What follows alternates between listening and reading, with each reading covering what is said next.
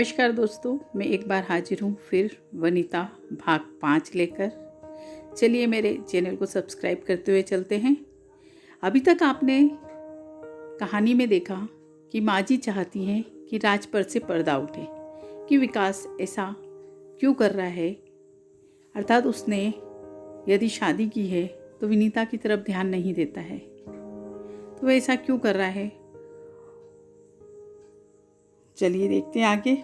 वनिता बोली, माँ जी यह तो संभव ही नहीं है, क्योंकि रात में मैं आपके साथ रहती हूँ, वो वे पार्टियों में चले जाते हैं। आधी रात नशे में धुत होकर लौटते हैं, फिर दोपहर तक उठकर ऑफिस चले जाते हैं। मेरा उनके साथ उठना बैठना संभव ही नहीं है।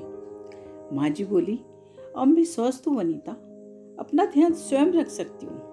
आज से रात में तुम विकास को पार्टी में जाने से रोकना। वनिता बोली, यह कैसे होगा। माँ जी बोली, बिल्कुल होगा। तुम उसे घर पर ही वह सब पेश करना जिसके लिए पार्टी में जाता है। वनिता बोली, नहीं नहीं माँ जी, मैं शराब को छूना तो दूर देखना भी पसंद नहीं करती। फिर उन्होंने मुझे आज तक यह एहसास ही नहीं करवाया कि मैं उनकी पत्नी हूँ। फिर मैं उनके साथ पूरी रात कैसे निकालूंगी। माँ जी बोली, देखो वनिता, उसने तुमसे शादी की है, उस पर तुम्हारा हक है और अपने हक के लिए लड़ने में कोई बुराई नहीं है। मैं तुम्हारे साथ हूँ। वनिता ने सोचा, बात तो माँ जी सच ही कह रही हैं, और फिर उसे यह भी पता करना है कि वह माँ जी को नींद की गोली का ओवरडोज क्यों दे रहा था और उसने वनिता से शादी क्यों की। धीरे धीरे वनिता ने अपने आप को आने वाली परिस्थितियों के लिए तैयार करना शुरू कर दिया। रात में रोज की तरह उसने माँ जी को खाना खिलाया और दवा दी। जैसे ही विकास माँ के हालचाल पूछने आया तो देखा माँ तो गहरी नींद में सो रही हैं।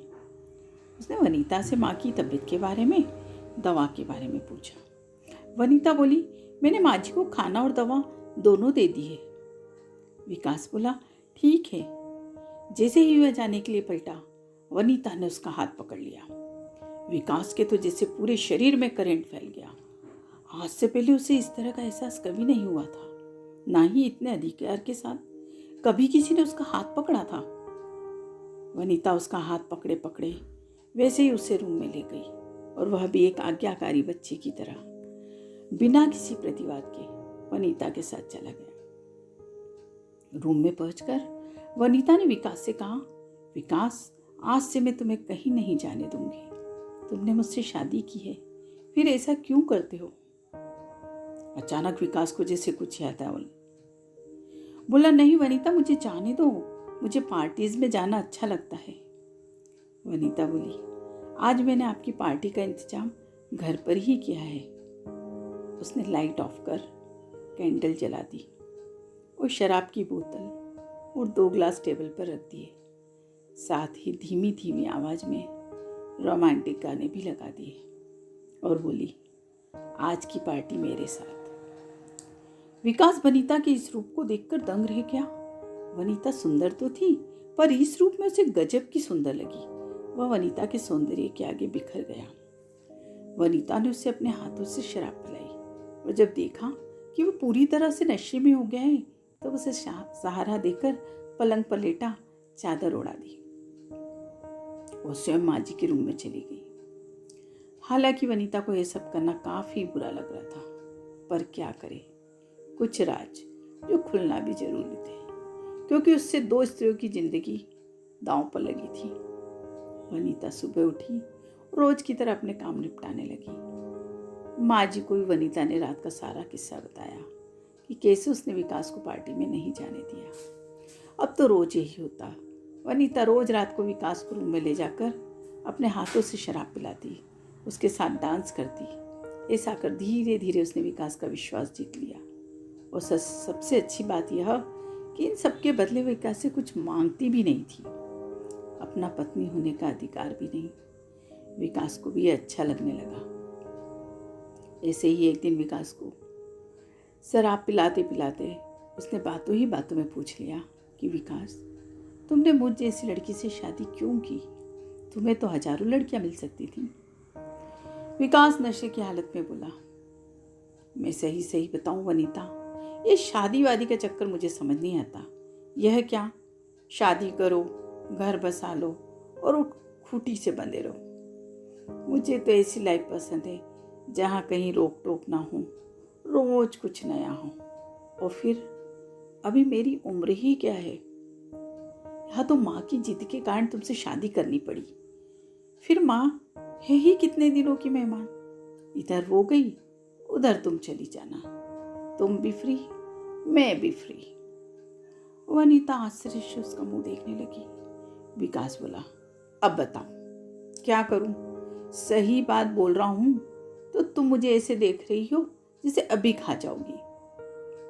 वनीता की आंखों से आंसू बहने लगे। वह बोली, पर मैं ही क्यों विकास? विकास बोला, आगे की चिंता ना करो, तुम्हें जिससे शादी करनी हो कर लेना। तुम जितना चाहो उतने रुपए पैसे का इंतजाम भी कर दूंगा। बस एक बार माँ की आंखें बंद हो जाए, फिर सारी प्रॉपर्टी मेरी होगी। क्या करूं यार, इकलौता वारिस हूं, उनकी इच्छा भी पूरी कर दूं ताकि आंखें आराम से बंद हो। वनीता अपने गुस्से पर काबू रखते हुए बोली, विकास कैसी बातें कर रहे हो? तुम्हें कैसे पता कि माँ जी बस थोड़े दिन की मेहमान है? विकास हंसने लगा, बोला, देखो वनीता, तुम जैसी लड़की से मैंने इसलिए ही शादी की है जो कुछ समझ ही नहीं पाती। अरे माँ को मैं ऐसी गोलियां दे रहा हूँ जिससे धीरे धीरे उनका शरीर काम करना बंद कर देगा। और वैसे भी नींद की गोलियां बिना कुछ खाए पिए तो बहुत नुकसान करती हैं। धीरे धीरे सब खत्म कर देंगी और लोगों को पता भी नहीं चलेगा। वनीता के आगे विकास का असली रूप आ चुका था। वह उठी और विकास को सहारा देकर बिस्तर पर लेटा दिया और स्वयं बाहर आ गई। विकास नशे की हालत में उसे रोकता रहा, क्योंकि उठने की शक्ति तो उसमें भी नहीं बची थी। वनीता की आंखों के आगे अंधेरा छा गया। उसे अब यह सब माँ जी को भी बताना है, पर कैसे? क्या माँ जी उसकी बात इतनी आसानी से मानेंगी? वनीता ने सोचा, मोबाइल पर कम से कम आवाज ही रिकॉर्ड कर लेती, पर कैसे? विकास को शक हो जाता। सीसीटीवी कैमरा भी उस रूम में लग पाना बड़ा मुश्किल है, क्योंकि पूरे समय नौकर जाकर इधर उधर घूमते रहते हैं। ऐसा कोई टाइम नहीं है जब वह यह काम करवाए। और माँ जी को अपनी बीमारी का नाटक भी जारी रखना जरूरी है। हे भगवान, ये कैसी मुसीबत है, कैसी परीक्षा की घड़ी है। अब क्या करूं? तू ही इस जंजाल से मुझे निकाल। बड़े घरों के बिगड़ेल बच्चों का खोखलापन भी उसने देख लिया। इन खूबसूरत महलों के अंदर की बदसूरती से भी वह रूबरू हो ली। अब तो जैसे तैसे निजात पाना चाहती है वनीता, पर माँ जी को भी बताना जरूरी है। फिर उसने माँ जी से कहा, माँ जी, आज रात जब ये नशे में धुत रहेंगे तब मैं दरवाजा खुला रखूंगी। आप स्वयं सुन लीजिएगा कि विकास क्या चाहता है। रात होने पर रोज की तरह ही वनीता उसे रूम में ले गई, अपने हाथों से शराब पिलाई। और जब विकास पूरी तरह नशे में डूब गया, वनीता ने उससे वही बात की कि तुम कल कह रहे थे कि माँ जी थोड़े दिन की मेहमान है। विकास बोला, हाँ तो क्या गलत है? देखो, तुम्हें समझ नहीं आता क्या क्या नाटक नहीं किए। मैंने तुमसे शादी करी ताकि वह अपनी बहू का मुंह देखकर मरे। नींद की गोलियां उन्हें अपने हाथों से देता ताकि गलती से भी वो देने से न रह जाए। ओवरडोज दिया, तब जाकर आज मरने की कगार पर पहुंची हैं। इससे ज्यादा सुनने की ताकत तो पुष्पा देवी में भी नहीं बची थी। वो अपने रूम में जाकर पलंग पर धम से गिर पड़ी। उनकी बेचैनी बढ़ गई। मैं ठंडा पानी पिया और मन ही मन कुछ निश्चय कर वनीता का इंतजार करने लगी। वनीता आंखों में आंसू लिए माँ जी के रूम में आई और बोली, बस माँ जी, मुझे अब इजाज़त दीजिए, मैं एक पल भी नहीं रुकना चाहती। माँ जी बोली, वनीता, जीना तो मैं भी नहीं चाहती, पर अगर हमने स्त्री होकर इतनी जल्दी हार मान ली तो हम स्त्रियां कैसी। अरे बाहर जाकर देखो, ऐसी ऐसी महिलाएं पड़ी हैं जो सब कुछ गंवा कर भी अपने वजूद के लिए संघर्ष कर रही हैं, और हम घुटने टेक दे? हरगिज नहीं। ठहरो, अभी सुबह होने दो, वो विकास को मेरे पास आने दो, मैं उससे बात करूंगी। दूसरे दिन रोज की तरह विकास आया। वो अनीता से बोला, माँ को दवा दे दी? वो अनीता कुछ बोलती उससे पहले पुष्पा जी बोली, बेटा दवा बाद में देना, मैं चाहती हूँ कि तुम वकील को बुला लो। अब मेरा कोई भरोसा नहीं है कब भगवान के यहाँ से बुलावा आ जाए। मैं चाहती हूँ कि मेरे जीते जी वसीयत बना जाऊँ। विकास बोला, मैं ऐसी बात ना करो, और फिर वसीयत की क्या जरूरत? आप परेशान ना हो, मैं सब देख लूंगा। माँ जी वनीता की तरफ देखकर बोली, तुम ही बुलवा देना वकील साहब को, मैंने उनका मोबाइल नंबर लिख कर रखा है। वनीता ने धीरे से सिर हिला दिया। विकास बोला, माँ मैं ही बुलवा दूंगा। माँ जी बोली, ठीक है बेटा, और जब वकील साहब आए तो तुम भी घर पर ही रहना। विकास बोला, ठीक है। अगले दिन विकास वकील साहब को बुला लाया। माँ ने वकील साहब से कहा, वकील साहब, मैं अपनी पूरी संपत्ति, बैंक बैलेंस अपने मरने के बाद अपनी बहू के नाम करना चाहती हूँ। विकास के तो जैसे कदमों तले जमीन खिसक गई। यह क्या हो गया?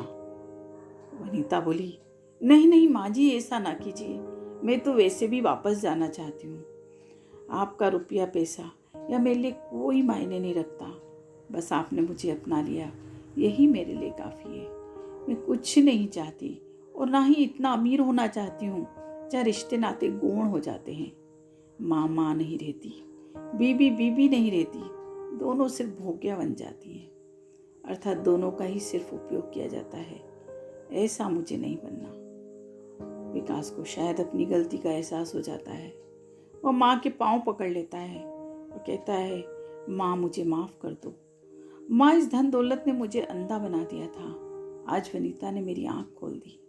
विकास वनीता का हाथ पकड़कर माँ से कहता है, माँ हम दोनों को आशीर्वाद दो, और आपका यह आशीर्वाद हमेशा आपके साए के रूप में हमारे साथ रहेगा।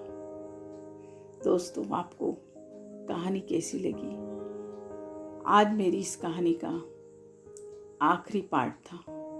आप अपने विचारों से ज़रूर अवगत कराइएगा, ताकि मैं अगली कहानी डालते वक्त यह ध्यान रखूं कि आपकी पसंद क्या है। धन्यवाद।